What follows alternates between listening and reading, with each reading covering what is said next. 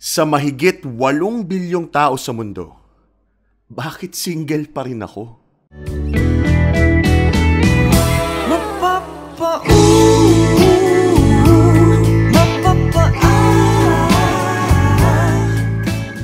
Nakakahiya mang aminin pero NGSB o No Girlfriend Since Birth ako. Ako po si Michael ng Ortigas, 33 years old. May maayos na trabaho pero ni minsan hindi pa nagkaka-girlfriend. Muntik na sana, nadali pa ng iba. Sa ngayon, wala talaga akong idea kung ano ang gagawin ko pag dumating na yung araw na may natipuhan na akong girl. Medyo out of the loop na rin ako since yung last time na nagtry ako manligaw sobrang tagal na. Dumating na nga sa point na yung mga katrabaho ko, kinakantsawan na ako. Bakit di pa raw ako nagpapakilala ng girlfriend sa kanila? Mga relatives ko, ganun din. Ultimo mga magulang ko, hinahanapan na ako ng anak. Tinatawanan ko na lang sila, pero sa loob-loob ko, nape-pressure na ako, Dan. Ang daming nagtatanong kung bakit single pa rin ako hanggang ngayon. May nag-a-assume na nga rin na bakla raw ako. Ang totoo niyan, hindi ko pa priority. I am struggling to establish my career at the moment. Hindi ko alam kung kaya kong isabay, lalo na ang end goal ko ay lumabas ng bansa. Mahirap na may maiiwan ako. Tsaka, napapalibutan din ako ng mga taong sobrang messed up ang relationship. Kaya nakakatakot na pasukin Lalo na, sobra rin ako nasaktan sa nangyari sa akin before. Naghintay ng 4 na taon para sa babaeng akala ko, magiging jowa ko, pero hindi pa pala. 4 years kung isasama ko yung childhood love story namin ni Apple. Mahigit 4 years akong umasa. Nagsimula sa isang text, nagkita, nasundan ng ilang pagkikita, nasundan ulit hanggang sa umabot sa ligawan stage. Pero ang catch, hindi pa siya pwedeng magka-boyfriend. After college pa raw. Kaya sabi ko sa kanya, sige, maghihintay ako. Ayun, parang nauwi sa pseudo relationship, Dan. Tipong kayo pero hindi.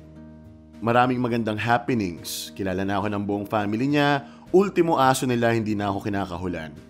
Naging busy lang kami pareho nung naging officer siya sa course nila. Tapos, internship ko that time, so medyo naging cold siya. Pero hindi ko sinukuan. Outreach program ang ganap ko sa kanya. Good morning and good evening text araw-araw. Kahit galing akong Ortigas, umuwi ako ng Laguna para lang makita at masundo siya. Effort ang kuya mo. 1 taon na lang sanang hinihintay namin Kaso, sa hindi inaasahang pagkakataon, namatay ang lola niya. Sinundan ng muntikan kong pagbagsak sa college. Pero kahit ganun ang mga nangyari, hindi ko pa rin siya sinukuan, Dan. Yun nga lang, nahihirapan na akong pumunta sa university niya. Dahil sa sitwasyon ko. After that year, naging okay naman pero hindi na katulad ng dati. Ganun pa man, hindi pa rin ako sumuko, Dan. Kaso, nawalan siya ng gana sa akin. Di ba nga, kapag may nag-iba, meron ng iba. Each other should've known. You only ever call me when you're feeling all alone. Getting kinda toxic, yeah, it's getting real pathetic. Try to fix the petty conflict. Is it wrong to tell myself that it's okay, okay, okay? Yeah, it's okay, okay, okay. I always try to be supportive, yeah. Not trying to be dramatic. But ever since you found a boy who treats you like a toy, you only ever call me when you're feeling all annoyed. And I don't understand how it's gotten out of hand. Now you treat me like a genie, like your wish is my command. Nalaman ko sa kapatid ko since schoolmate and same course sila na meron na ngang ibang nanliligaw. Nag-usap kami na babawi ako sa mga pagkukulang ko since graduate na ako noon and working. Sinubukan naman naming buuin ulit ang lahat ng meron, Dan. Nandun ako sa mismong pagitan ng paalam at pahiram.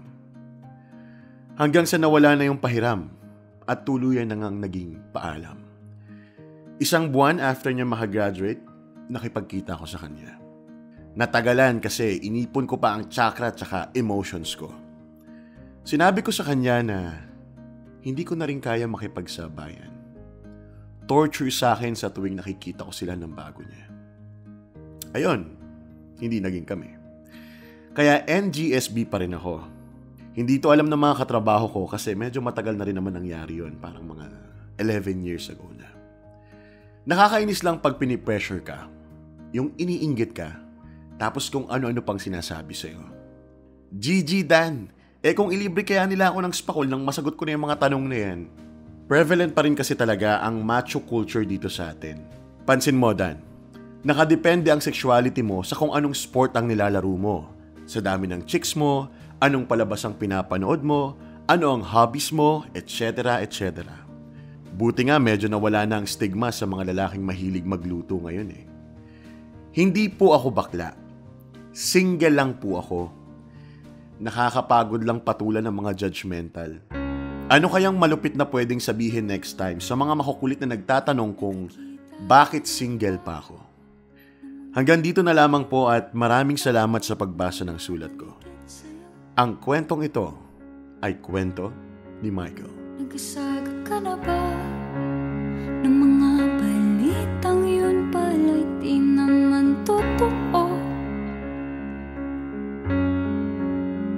Pindot doon, pindot dito, komento agad, di naman alam buong kwento mo. Ganito na pa ang sistema. Kaibigan pa ba ang mundong tinatamasa? Dapat ang henerasyon natin napatuon sa realidad pa din, di nakadepende sa basta sabi-sabi ng iba. Lahat ng bagay gamitin sa buti, pero huwag masyadong mawili. Halaga ng buhay huwag paliwalain, para ang mundong ito'y di ka kokontrolin. At yan naman ang hinaing ng ating kamorkadang si Michael. Michael bro, maraming salamat sa pag-share mo ng inyong sulat/rant-ish dito sa Love Letters Kwento Mo Kay Dan. Ako, maraming makaka-relate sa'yo dito. Alam mo kasi naniniwala ako na hindi lang maraming tao ang naghahanap ng jowa. Marami ring tao ang nagsasabi na okay lang ako. Hindi ko kailangan ng jowa. Huwag nyo akong pilitin. Bakit kasi ganun, no? Bakit kasi naging ganun yung panahon natin na ang hilig-hilig natin makialam sa buhay ng ibang tao. Ang hilig natin makisawsaw. Pinipressure nyo masyado kapag matanda na or may edad na tapos wala pa rin jowa. Lalong-lalo na sa kalagayan ni Michael na NGSB, no girlfriend since birth. Bakit? Yung mga babae lang ba ang may karapatang maging pihikan? 'Di ba? Or mga babae lang ba ang may karapatan na mamili kung sinong jojowain nila? Siyempre yung mga lalaki may ganun din. So, Michael, alam mo, kung meron man akong sasabihin sa'yo, yun ay yung assurance na okay lang yan, no? As long as, alam mo yun, nandun ka sa timeline na iniisip mo.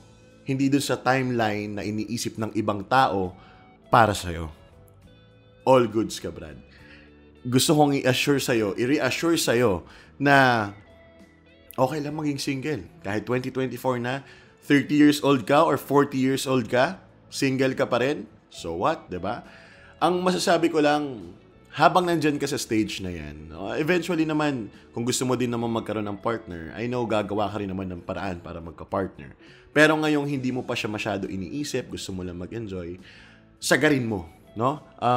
Talagang i-enjoy mo yung pagiging single, mag-travel ka, ano pa mga pwede mong gawin as a single.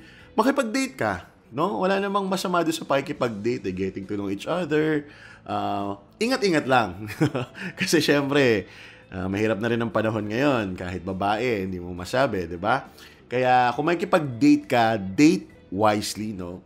Sana makakilala ka ng mga ibang tao na, alam mo yun, ang ganda rin ng kwento ng buhay. Tapos parang, dun pa lang sa kwentuhan nyo, may mga matututunan ka na, meron ka ng mga panibagong malalaman. So, ako, personally, nung single ako, na-enjoy ko siya.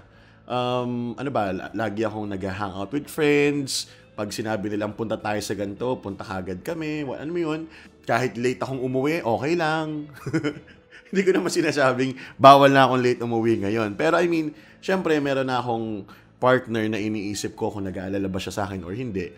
Unlike pag single ka, cargo mo lang yung sarili mo, no? So, you can walwal as much as you can, basta makakauwi ka pa rin ng safe at, alam mo yun, buo. So, wala kang problema doon. So, Michael, enjoyin mo lang, no? Hayaan mo yung iba na maraming sinasabi. Hayaan mo yung mga andaming kinokomento sa buhay mo. Sabi mo, anong pwedeng isagot doon sa mga nagtatanong sa'yo kung bakit single ka pa rin? Sabihin mo, Michael, halito ka, lumapit ka sa akin. Ang sabihin mo, busy ka kasi sa buhay mo, hindi sa pakikialam sa buhay ng ibang tao. Yun ang sabihin mo. Okay? Sabi mo, bakit single ka pa rin, Michael? Busy kasi ako eh. Busy ako sa buhay ko, hindi sa pakialam sa buhay ng ibang tao. Gamitin mo yun. Okay? Yun yung tip na ibibigay ko sa'yo kasi nagtanong ka, ano bang pwede ko sabihin sa akin? Yun ang sabihin mo. Alright? Alright. Maraming salamat, Michael, and enjoy, no? Enjoy life. Celebrate life, no? Meet other people. Go somewhere else, no? Marami pa. Sabi ko nga ito, favorite quote ko to, na ako lang yata ang nagsasabi nito kasi gawa-gawa ko lang naman siya.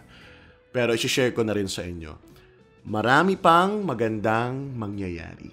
Yan. Dan Capuchon. Pwede nyo akong lagyan ng quote dyan. Dan Capuchon. Kasi ano lang yun eh. Yun yung quote na inimbento ko na pinangahawakan ko hanggang ngayon. Sa tuwing meron akong mga pinagdaraanan or meron akong feeling ko dead end na,